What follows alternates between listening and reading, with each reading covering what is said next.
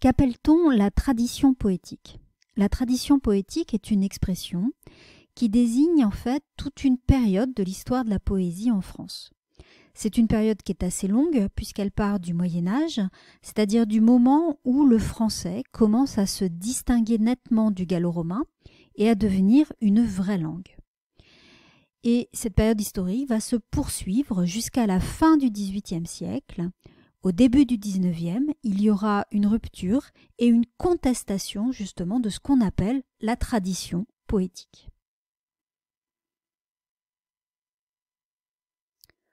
Alors dès les débuts de la poésie française, donc c'est-à-dire dès le Moyen-Âge, on a en effet élaboré des règles d'écriture, des formes de poèmes, et puis également on a commencé à réfléchir à certaines thématiques, et règles d'écriture, formes de poèmes, thématiques, bien tout cela a été au fur et à mesure considéré comme une tradition à respecter, d'autant plus que la poésie est alors considérée comme un genre qui est noble et même le plus noble de tous les genres littéraires.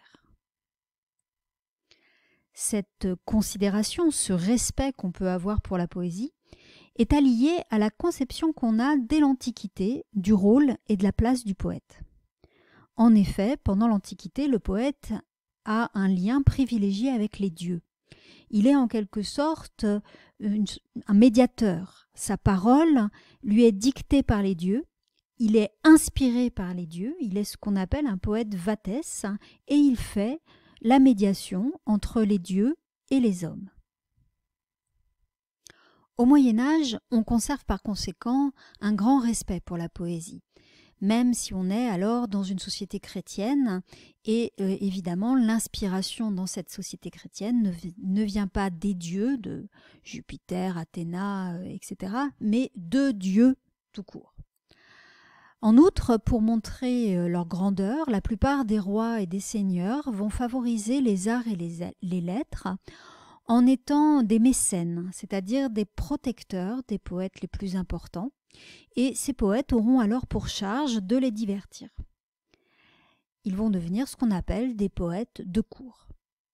Donc on part du poète vatès, c'est-à-dire le poète qui est inspiré par les dieux, Dieu tout court, à un poète qui est un poète de cour, qui peut encore être inspiré par les dieux, mais on voit qu'on a toujours ce respect, cette considération pour la poésie.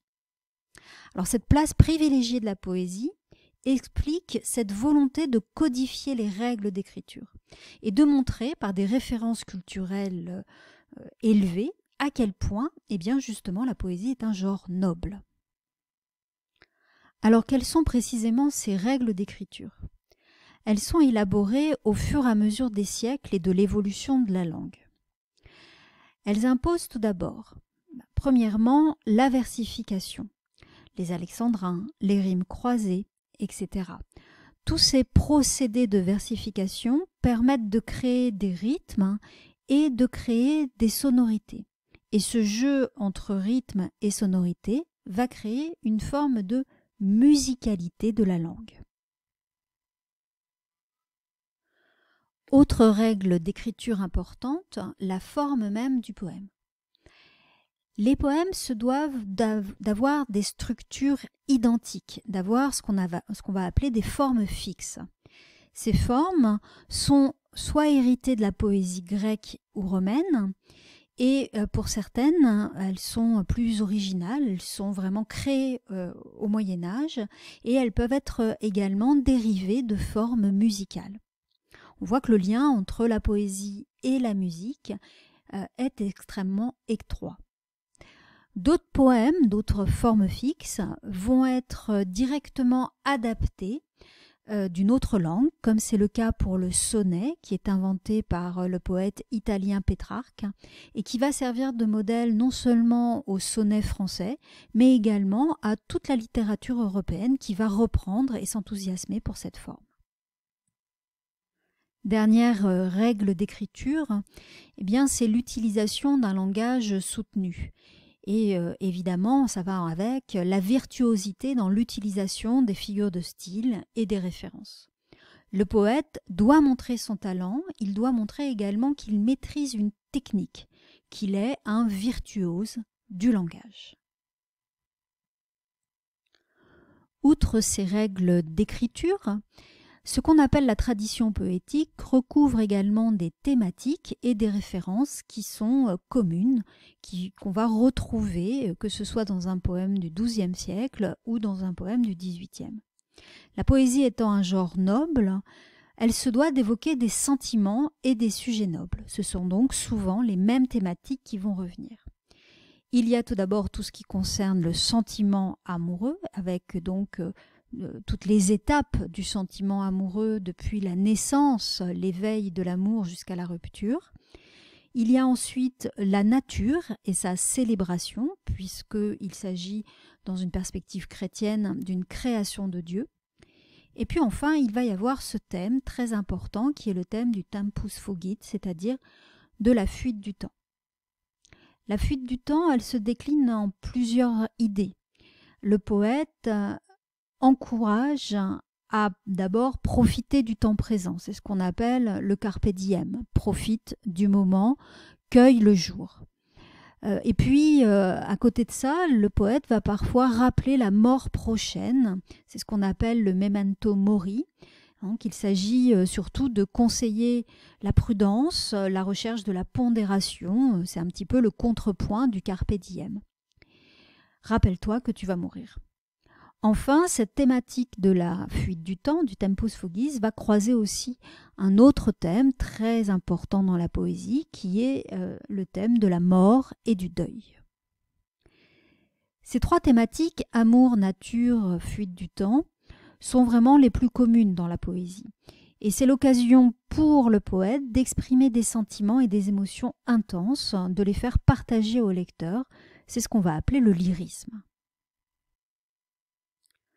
Le registre lyrique est ainsi le registre le plus important dans la poésie.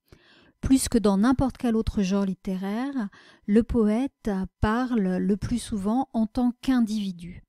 Il est donc très présent dans ses écrits, il parle de lui, de ses émotions, d'émotions qui sont intimes, qui sont intenses, et il va tenter de dialoguer avec le lecteur. Donc le registre lyrique est vraiment un registre qu'on va retrouver très souvent dans cette tradition poétique, à côté d'autres registres comme le registre pathétique ou le registre satirique, mais c'est vraiment ce lyrisme qui va être le plus important.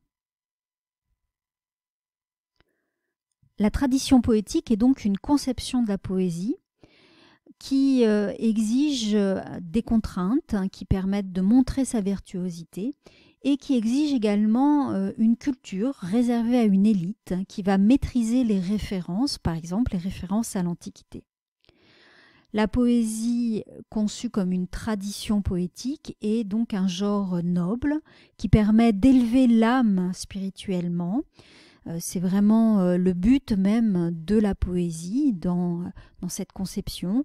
La poésie permet d'élever l'âme, de se rapprocher de Dieu, de célébrer des émotions qui sont pures et de décrire le monde dans sa beauté.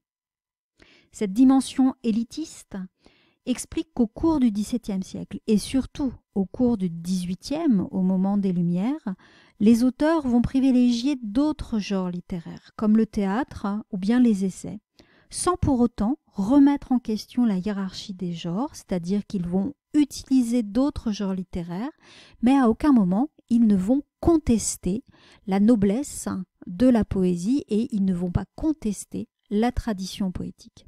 Cette contestation, cette rupture, elle se passera avec les romantiques au début du XIXe siècle.